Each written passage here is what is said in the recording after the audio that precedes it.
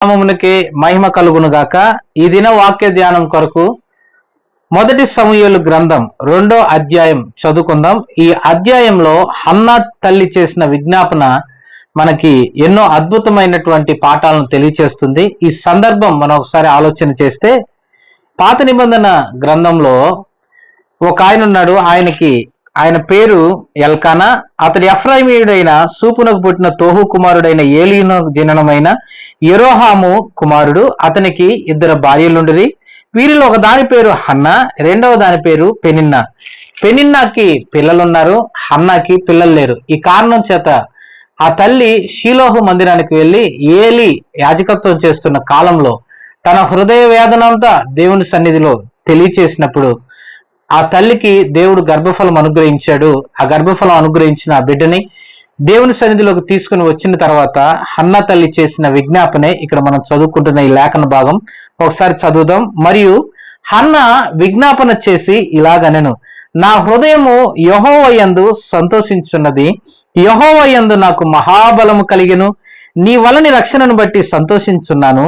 నా విరోధుల మీద నేను అతిశయపడుదును. యెహోవా వంటి పరిశుద్ధ దేవుడు ఒకడును లేడు, నీవు తప్ప మరి ఏ దేవుడును లేడు. మన దేవుడు వంటి ఆశ్రయదుర్గం ఏదియు లేదు. యెహోవా అనంత జ్ఞానియగు దేవుడు, ఆయన క్రియలను పరీక్షించువాడు. ఇకను అంత గర్వంగా మాట్లాడకుడి, గర్వపు మాటలు నీ నోట రాయకుడి. ప్రఖ్యాతి నొందిన విలుకాండ్రు ఓడిపోదురు, తొట్టిల్లిన వారు బలము ధరించుదురు. తృప్తిగా భుజించిన వారు అన్నము కావాలని కూలిగిపోదురు, ఆకలి కొనిన వారు ఆకలి తీరా తిందురు. గొడ్రాలు 7 పిల్లలను కనును, అనేకమైన పిల్లలను కనినది కృషించిపోవును. జనులను సజీవులుగాను మృతులను గాను చేయువాడు యెహోవాయే.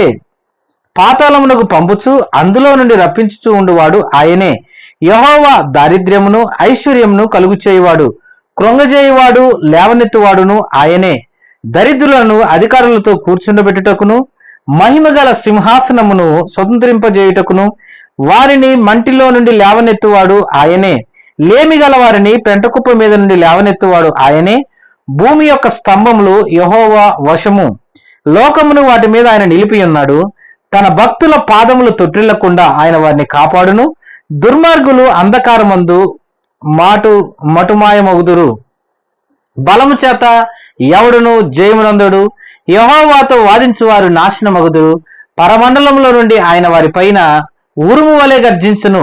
లోకపు సరిహద్దులలో నుండి వారికి ఆయన తీర్పు తీర్చును. తాను నియమించిన రాజునకు ఆయన బలమిచ్చును. తాను అభిషేకించిన వానికి అధిక బలము కలుగజేయును గాక.